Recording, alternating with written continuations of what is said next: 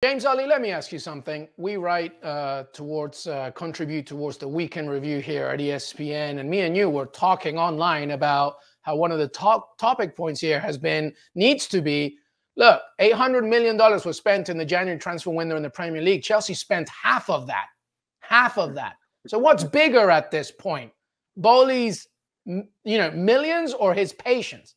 Because one victory in 2023, and common sense should say, look, Graham Potter, he's a good manager, he needs time, et cetera, et cetera. But, sometimes in the Premier League, the pressures of financial responsibility are bigger than common sense. How do you see this Chelsea thing unfolding? And are they all in on the Champions League now? Because they're not going to get the top four, clearly.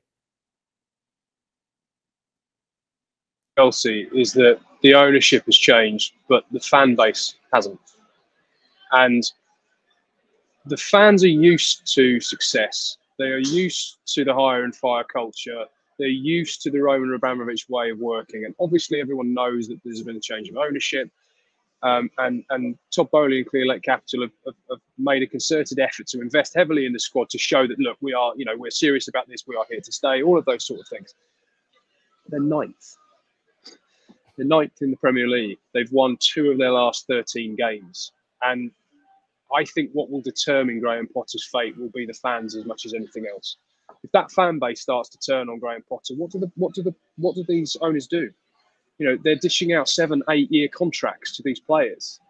This is not going to be a case of we're going to jettison 5, 6, 7 of these new signings. They're building a very expensive, long-term squad founded on young players. And if the manager is not getting the best out of them, yes, they're going to. We did a story on the site on Friday that they are going to get rid of quite a few players in the summer, sort of the fringe players, but the core is there. The core has been established. And if Graham Potter can't get results with that core, there's going to come a point where the fans are going to say, well, look, you've spent top dollar on all of these, supposedly some of the most high-profile, exciting, dynamic, best young players in Europe. We need a manager at that level to manage them. I hope Graham Potter does well.